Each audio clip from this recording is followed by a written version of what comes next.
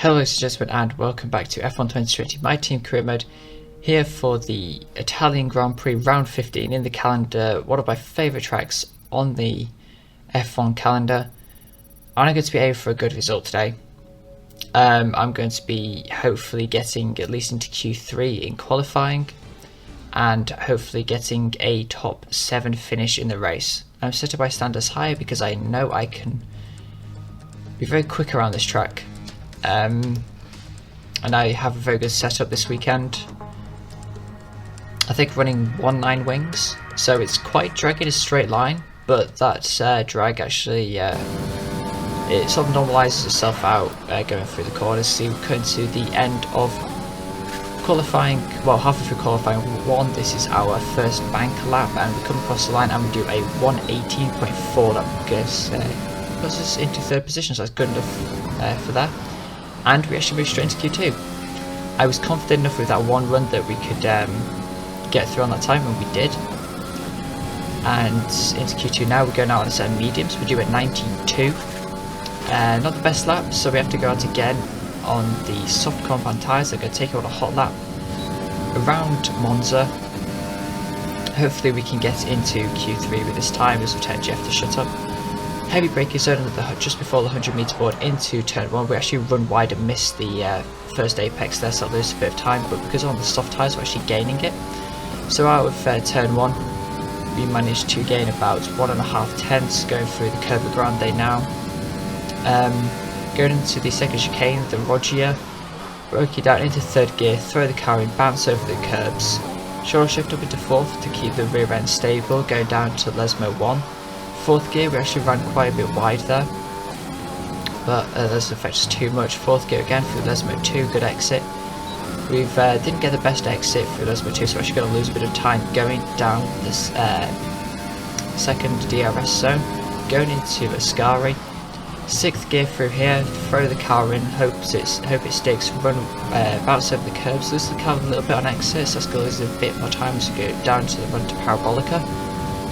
We are currently nearly 5 tenths up, which is not enough to get us into Q3, so we're going to have a mighty run through Parabolica. Fifth gear here, hold it, and then slam the power on, hold the right hand side. As we go up to the line, it's going to be a 7.5 tenth improvement, which puts us up to a 1:18.4. That's only good enough for P11, unfortunately.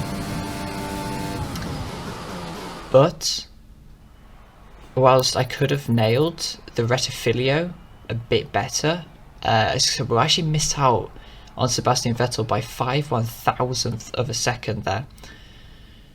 This is actually a blessing in disguise for me, because I get to start on whatever tyre I want. Now this is a standard one stop soft medium, but I'm going to try a medium soft strategy. We're going to be very quick at the back end of the race. I feel the medium soft strategy actually works out better, because this track is basically a big DRS train. Tyres don't really come into that in career mode. I must say that having started FTR Season 2, we have done Italy. I don't like starting on the mediums because you lose so much time, because the driver skill level is a lot higher than it is in career mode. But anyway, let's get into the race. It is, of course, Italy, one of the great racing nations, and it's time to get underway for the Italian Grand Prix. We're 12 miles northeast of Milan for today's Grand Prix at a Monza circuit where we can expect top speeds of around 215 miles per hour. 11 corners on this 3.6-mile track, with 7 of those coming in the form of chicanes, and with a good slipstream and DRS open, there should be plenty of opportunity for some passing here today. Joining me for today's race once again is Anthony Davidson. So, let's briefly discuss Lewis Hamilton. Keep that momentum going this weekend? There are never any guarantees in this business, but certainly the performance last time out will have boosted their confidence coming into this one. With the race minutes away from starting, here's what today's grid rundown looks like. An immense lap from Lewis Hamilton yesterday puts him on pole position, and Valtteri Bottas will line up alongside. Considering the rest of the grid, we have Albon, Ricciardo, Lance Stroll, and Vettel, Ocon, Sainz, Norris, and Red, Fiat, Verstappen, Sergio Perez, and Gasly, Aitken, Giovinazzi, Kevin Magnussen, and Charles Leclerc. They be starting further back after an earlier grid penalty. Raikkonen, Latifi, Grosjean and George Russell ends our grid lineup. Now, it's almost time for lights out, so let's go down to the track. So, we're going to be starting, we're going to, on the softs, go to the mediums. I'm actually, sorry, on the mediums they go to the softs. Now, before we go any further, this was a turning point for me. FTR Season 2 was starting in about a week, and I needed to find a lot of pace. I was too quick for Tier 2, but I was pretty slow at Tier 1. So I changed my settings. I changed my camera to this, and I changed my throttle pedal, which I'll go on about in the race. But anyway, we've got 5 red lights, and it is lights out and away. We go for the Italian Grand Prix. We get a pretty bad start on the mediums. Everyone else is on the soft tyres, and this is going to be absolutely manic going down to the Rettifilia. We're going to hug the inside. We go up the inside, about 3 or 4 cars there. Hug the inside of turn 1. Do a little bit of a tap against the back of Sebastian Vettel, but nothing much was lost there. And we're up into 8th place, so we made up 3 positions off the start And so far so good. It's because it's the back of Vettel in the braking zone of the second chicane. We actually run wide through the first part, and the second part so lost us quite a bit of time. There's a bit of battle going up to the racing points, and I believe a Red Bull up there. I think that's Max Verstappen. So they're going to be slowing each other. That's actually not. That's Daniel Ricciardo in the Renault. So they're going to be slowing each other quite a bit. There's 3 wide up there, going into Ascari, and we're going to be waiting the watching brief. We're going to be holding back, see what happens. I think Ricciardo gets ahead of Stroll, but Stroll holds up Vettel and Ocon. That holds up me. And then we get a fantastic. We're actually get 1-15 track loose. That's the first one of the race. We go the inside of Vettel, then Stroll. And we might go to the inside of Ocon. We go actually by the outside. We dive to the inside actually for Parabolica. We're actually going to the inside of 3 cars there on one straight. So that's a fantastic opening lap for us. We're already up into P5, and that was a manic set of overtaking. I'm very happy with how that went down. However, we're going to have to use a bit more overtake because these guys are going to be coming back at us. We stick right to the inside, then we move to the left to get a good run into the Rettifilia. But yeah, that was good. We held on pretty well as we got a yellow flag behind us. I think that's just some turn 1 shenanigans going on. So actually Ocon has got a fantastic run on his soft tyres, so he's looking quite threatening going down into the Rogier, but we managed to hold firm against him. Now, so as you can see, obviously my camera angle has changed quite significantly as Ocon's looking for move up the inside of us into Ascari.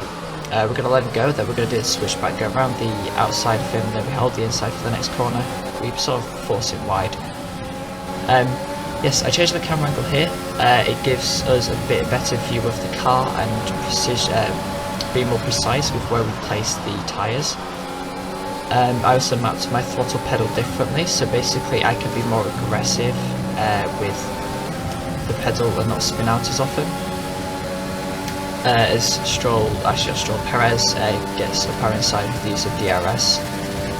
We're going to try and get it back under braking, and our tyres are probably starting to get to the point where the mediums are better than the softs, so we managed to get him back. And he holds up the cars behind massively, having a poor run out of there. As with Hamilton's in the pits now, so we're going to breeze past him up to 4th place.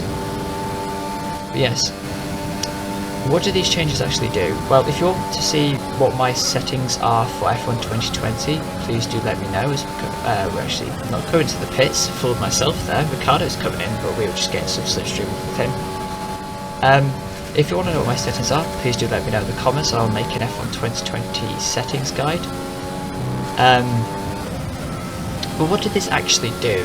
How can I get how mapping the throttle pedal differently can work? What I mean is I think I decrease the sensitivity, so it means that I can, like, if you just watch how my throttle pedal is, I'm a lot more aggressive with it than what I usually am. Obviously you never saw it because we're in cockpit cam, but it means I can put power. It's basically like I'm running medium traction at this point, which I'm not. I'm still running no traction, but I can just gain time. And with the camera angle, in about 30 minutes of doing practice at France, as Hamilton on fresh mediums is going to race past us. Actually, he tries to go to the inside there, and we squeeze him out a little bit, but because it wasn't onside, he didn't back out, and he's... I don't know. I think we're gonna get back to this whole my camera settings in a second. But what's going on here? Like, so I'm drifting to the left quite heavily. Hamilton sees this, but he doesn't back out. Like he sees, he's not even like alongside like front to rear tires here, and I'm already drifting over to the left. I think at this point here, Hamilton's actually turning right into me. He should have backed out. Like, he's still turning right, and now at this point we're making contact. But he should have backed out with there. He should have waited for DRS. Like, because if he ever takes me to parabolic, I'm just going to re-overtake him with DRS. So I don't see what his plan was here. And obviously he's not backing out at this point. He wasn't backing out beforehand, so I think that's Hamilton's fault. Because he wasn't any... If he was alongside me, like properly, then yeah, I would have been my fault. But because he's not alongside me, I can't really see him all too well. I think that is his fault. But anyway, we're coming to the pits on this lap. Pull the soft cup on tyres, Bottas goes through to the lead, Hamilton's going to have to pit again. Which sucks for him, but that's his own fault. So yes, so what actually do these camera settings do? How much difference did it make? With the throttle, with the camera, about 30 minutes of France practice for the pre-season race of FTL, which I will be making a video of. I found a second. In 30 minutes I found 1 second a lap, and that lap in France I did for me was actually very good, and I thought I did well at it. But with this new camera settings, to find a second, it was insane. I have not changed the difficulty of this AI. I haven't changed any of the settings. Like, I don't think I'd be able to do this in career mode with this car, but I'll let this to breeze past right around the outside of Ricardo. This is going to be our fastest lap attempt, I believe. But yeah, I found so much time. For every track I found at least a second a lap, some tracks even more. It's quite incredible what having this camera angle can do, because you can see a lot more of the track. Like, I could be look at it, I could be so precise through here. It's actually ridiculous. So yeah, I feel that was a good trade. It was a good move actually, as we don't get the fastest lap on that lap. We're actually going to get it on this lap, I think. If we stand both it, I think we're going to play against Alex Albon now. We're going to be around the outside again.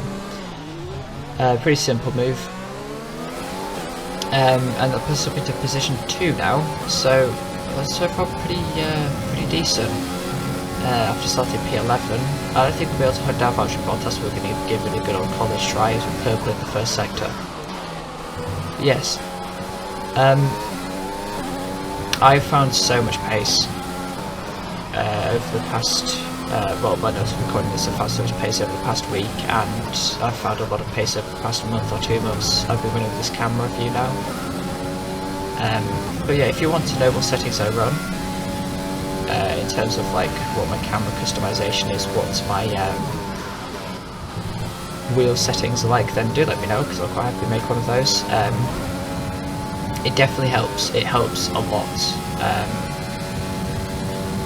But yes. Anyway, let's get back to Italy now. I just thought I should make a pretty large point about this, because obviously it's an important thing to mention, given that it's changed and why I did it. And we're going to come across the line now. We'll be purple in the first and second, and because unfortunately because we ran out of ERS, we weren't able to go purple in the third sector, but we'll do a 120.0. Could get into the 19s, maybe a 19.5 if I had DRS, or if I kind of run out of ERS and just done a bit better. But that was the race. We managed to close up Bottas by about 5 seconds, but there's no way we're going to catch him with 7 laps left, and we come across the line in P2. Yeah, I'm very happy with that race. It's our second podium now, I think. I feel with a better qualifying, definitely could have won that, but I think qualifying is sort of our weak point of this race. But yeah, definitely very happy with that result.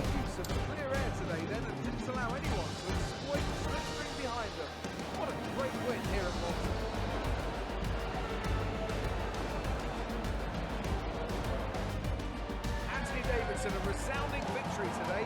What set them apart from the rest? Well, I honestly feel it was down to the driver and car today. I mean, we can talk driver skill all day, but if you don't have a solid team to back that, you're never going to get anywhere. When you hit that sweet spot of having both an excellent driver and an incredible car, that's when you see results like those we witnessed today. So after a magnificent race, we can now see the drivers making their way to the podium. Once again, it's the Silver Arrows who take top spot. A well-earned victory for Mercedes.